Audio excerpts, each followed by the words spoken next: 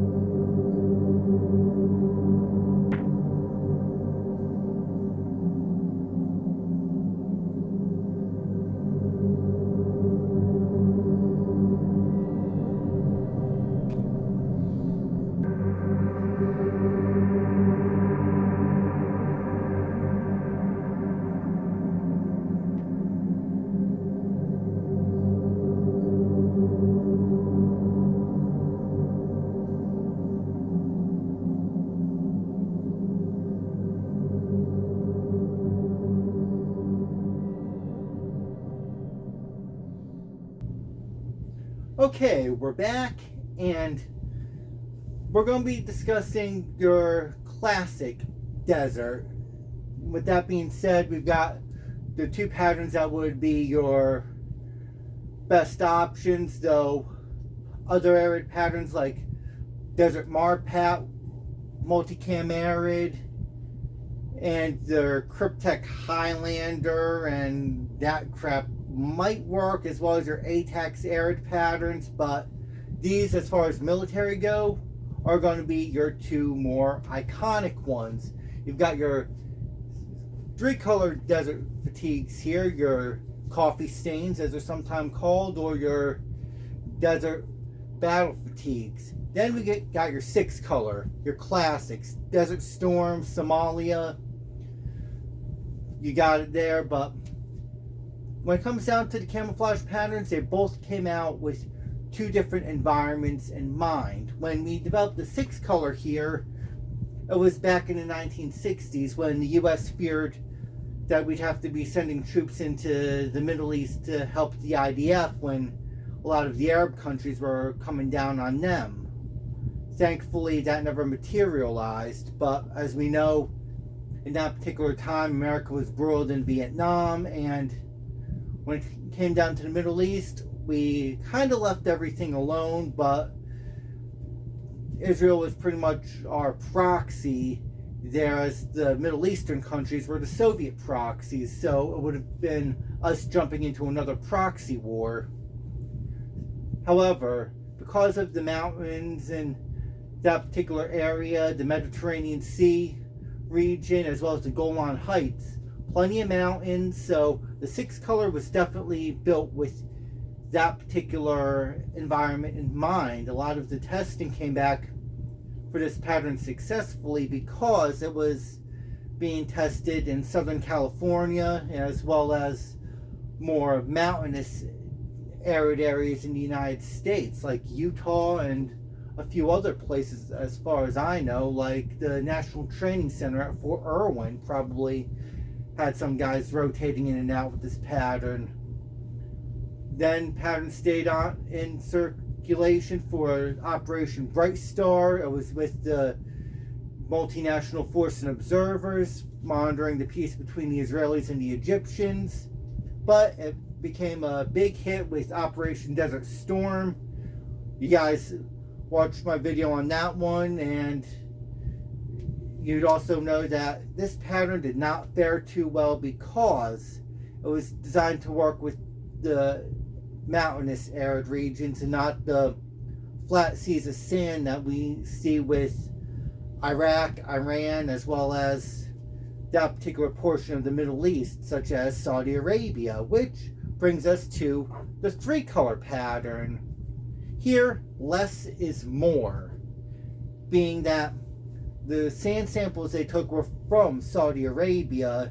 This was done around the 70s and 80s, as far as the Saudis wanted us to help them with their camouflage programs. So we took the sand samples as well, and we were developing the three-color because of the deficiencies with the 6.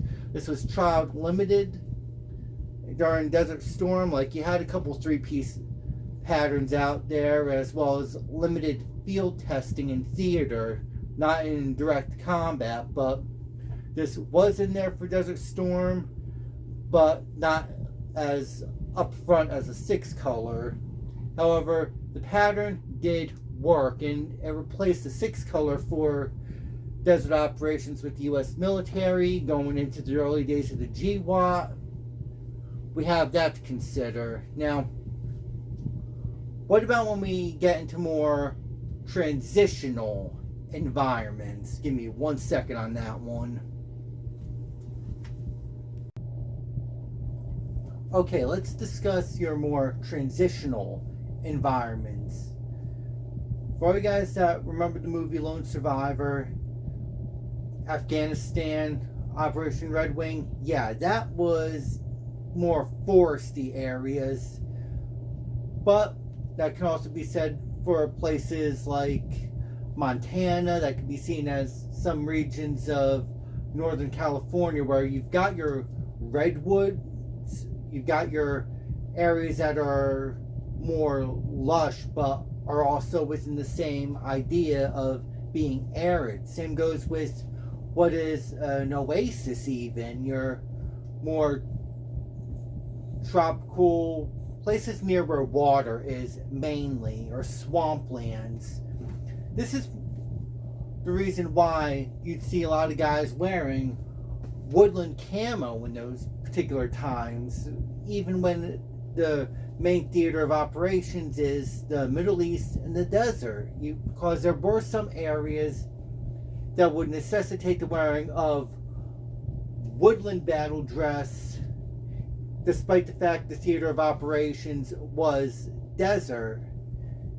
However, this is when guys would also mix and match stuff as well, depending upon their operational template or what area they're operating. And you could probably got a picture of some British soldiers doing that. Let me try and pull that one up right now. Okay, as you can see, we got a squad of Royal Marine Commandos. As you can see from the picture, they are wearing DPM desert uniforms with the Woodland DPM field jacket. Now, something like this was common in some areas of Afghanistan for one reason or another, but this can also be true for desert and other transitional environments. Let's look at this segment from uniform history about that particular matter.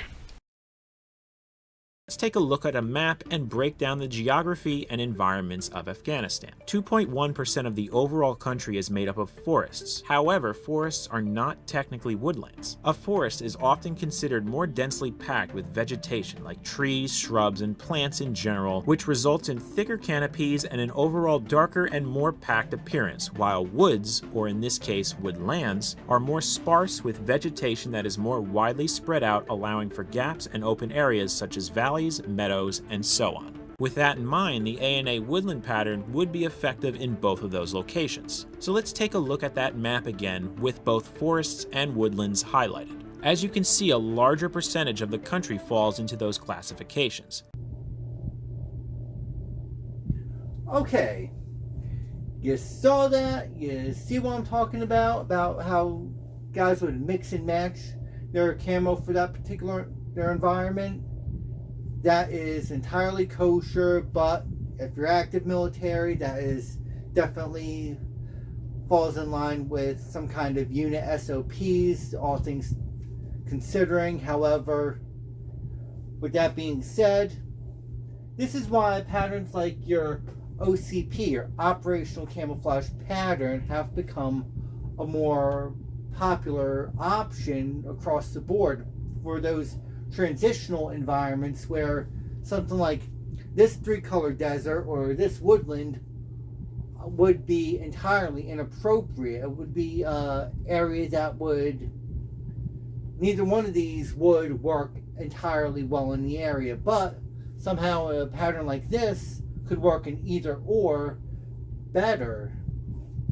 So studies have shown that the Crime Multicam would be the superior option. The Army OCP, or Operational Camouflage Pattern, is just underneath it by like 2 points as far as effectiveness goes. So take that what you will.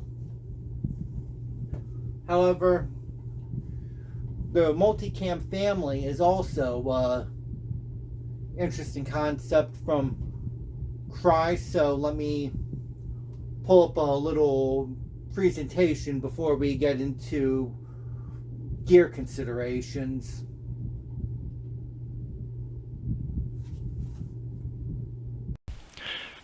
Okay, we see this trooper here from the 101st Airborne Division in Afghanistan, and he is wearing what is either the Scorpion W2 or the Crime Multicam, which replaced the Abomination camo pictured here as the Army's Universal Camouflage Pattern, UCP, but more commonly known by its uniform cut of ACU, ACU being Army Combat Uniform. Now, needless to say, the ideas behind it were sound, but to be putting it kindly, this camouflage pattern absolutely sucked, and quite frankly, a lot of people agreed. Army went back to the pattern and did a limited licensing agreement with Cry Associates, who originally developed the multicam pattern, and they subsequently started sending that to the troops in Afghanistan, which was a evolution off the original OCP pattern. But as you can see, it's Crime Multicam as the baseline. Then it evolved into a tropical pattern pictured here. Next, we also have the Arid pattern, which is right here, but you also got Arctic, which is Alpine, and Black. But right here is what ultimately became the Army's OCP pattern.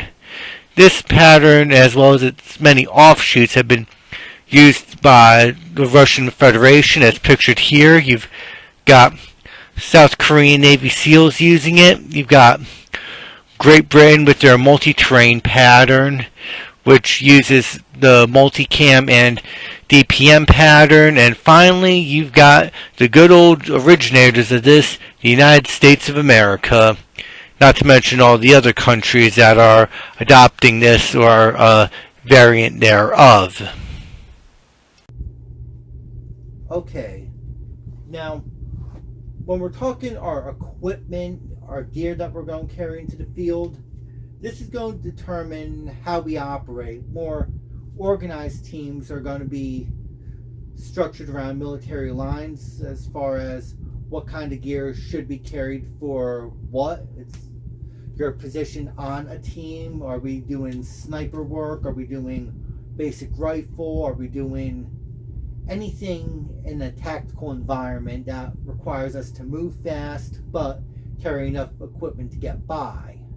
Now, I've got several gear setups laying around here that I'm going to be pulling up as far as what we can do, though some things are going to cross into other areas too, so bear with me on that one. Starting off, if you want down and dirty basics, we've got your Alice gear, your all-purpose lightweight individual carry equipment.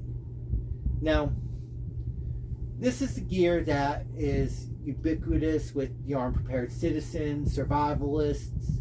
You've got competition shooters who use it from time to time, military surplus enthusiasts. Hell, I used this stuff when I first got into paintball, as did many others coming into the sport initially. You've got it all based around a belt kit. This is the kind of kit system that has been in service by the military since World War I, though this is almost at its zenith.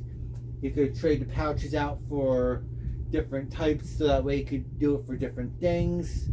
I'm set up on this one for a rifleman, but as far as paintball goes, I could use these things as a hopper fed and carry 475 round pods in here, or I could even switch it over to these bullshit pod packs to carry 4 pods, or if I'm going mag fed, just put a couple of these saw pouches on here to carry 4 20 round 68 caliber mags in here, and I'm good to go. That's the beauty about the Alice system in general. You could scale it up or scale it down like that, and it's adaptable. You got all your stuff up front, all your support gear, snivel gear, boo-boo stuff can be put in a butt pack here. You're being set up for a more dynamic gameplay or major scenario game and you need to carry more equipment. This particular butt pack here is perfect for it, though most butt packs you get can be adapted for carrying more equipment. You got stuff on the sides to attach additional pouches, and you can also add in a camelback on here just so that way you carry more water or use it as a mini assault pack, though I'll be talking about the camelback and other hydration matters later on. But needless to say, if you need to hump a ruck, this would be your best friend in a lot of regards. Definitely something worth looking into if you're looking for a no-nonsense kit for desert or transitional environments. The other option is going to be your load-bearing vest. This one is going to be the Molly 2 medic vest, though I'm using it as a straight-up team lead / grenadier / rifle setup. This is the cool thing about it. This was to be a supplemental to the Alice kit, but partially replaced it because of how versatile it is. Now, you could pop stuff in the pockets. You've got your ammo, your comms gear. Depending upon what kind of pouches you want to slap on this thing, you could go bare basics or set up for a 36-hour recon mission or even a weekend-long scenario game.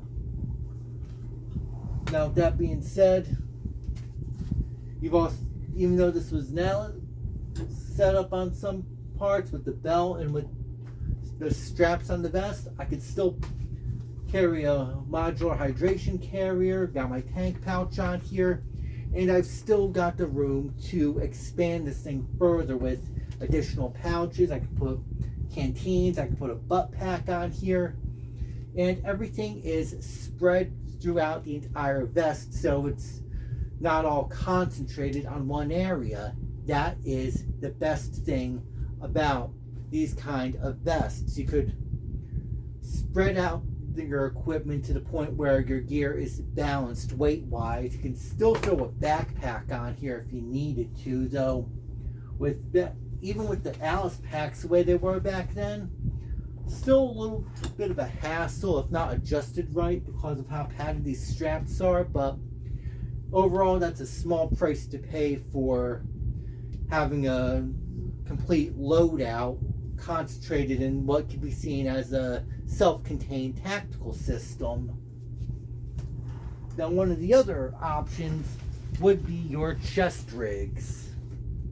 Now, right here is going to be your tactical assault panel. This one in particular is a United States Army issue, though the solid tan ones, that's Marine Corps, but Army is using this depending upon what unit you're with, because apparently they're going to web gear again, but that's neither here nor there. But needless to say, this is designed to be a no bullshit basic infantry setup. You can carry 6 to 8 magazines on here, plus molly up along the entirety of the rig, so you can set it up for a machine gun, you can set it up for grenade launcher, medic, stuff like that, but still have your ammo on tap, comms gear, canteens, anything like that. But this is very minimalistic on some fronts depending upon what you're doing, because even if you're doing a quick in and out type game or more direct action stuff, this may not be enough. Sometimes you may also have to supplement it with a battle belt or add on the camelback. So yeah, with the tap system, you can scale it up, you can scale it down, or even flip it into body armor, which is going to bring up my next thing as we segue in. The chest rig, this one, I like it. It works for a variety of things. You can run with this as a bare basic or run it like web gear almost. So this is something that is definitely a good idea, especially if you need to clip it into your body armor. But there are other items that may not be able to be carried on here, so keep that one in mind. Finally, we are going to be looking at plate carriers, i.e. your body armor, and helmets, because when we think about the modern battlefield, it's all been about personal protection for those that have been fighting. It's like, thanks to the counterinsurgency nature of Iraq, as well as the more vehicle-driven combat that has been in Afghanistan, your basic American soldiers have been almost spoiled as far as being able to strip down their gear to the bare basics and have stuff from a vehicle, or have a means to get stuff dropped in by speedball bags, or have QRF come to support them and resupply. But needless to say, this is going to be something that you might want to think about greatly, because yeah, this is good. You could have all your gear clipped into here, such as what I've got here. I got the pouches set up. I got the pockets on the sides of the cummerbund to put 2 additional mags on each side. If I wanted to, I could easily clip off this harness here and easily clip it onto the plate carrier. But look at where we're playing. If it's at night and it's cold, that's one thing, but middle of the day, would this plate carrier and this helmet be worth it if you're looking at temperatures reaching 90s into the like 100 degrees depending upon what area you're in. Because with that being said, maybe the body armor should be left at home. The helmet, maybe, but then again, as I said, depends upon where we're playing. So if you're looking at a place where first strike rounds are used, you may want to keep the helmet and the body armor, especially if it's a walk-on field. Other than that, I would say body armor is strictly an option. No, keep in mind weather conditions out there before doing anything like that. And with that, we're going to drop into what kind of additional gear will be needed and a little something about certain environmental pieces of kit for the time of day. As we all know, the desert during the day is scorching hot, and then by night it is frigid as hell. Temperatures can drop down into the 50s, even the 40s sometimes. So just remember, if you're doing anything at night, be sure you bring something like a jacket liner. In this case, pictured here was the M65 field jacket and its liner. But also keep in mind, you're playing in a place that you need to keep yourself hydrated on. So bring your canteens, bring water bottles in your pockets. Doesn't matter how manly you want to be, dehydration is a dangerous thing. So bring as much water as you can into the field, if it's especially if you're doing more dynamic gameplay scenario fields where you got great distance between you and camp and supply. That's a big thing. Now, as far as weapons go, or markers in this case, it doesn't matter if you're running something like this A5 with a Mark 48 kit on here. You're going to need the firepower setup. Just remember, the lighter you can do it, pretty much the better. But then again, some of us want to be more dynamic or run on certain team formats, such as something like this M249 build from Rap 4. This one is expensive as hell, loaded on a Q loader. But for our MagFed players, we can run a lot of guns, such as this Takamo AK-12 setup, which is the X7 series. Definitely cool, but just remember, first strike rounds are out there. If your field allows them, you might want to bring them for that long range shot.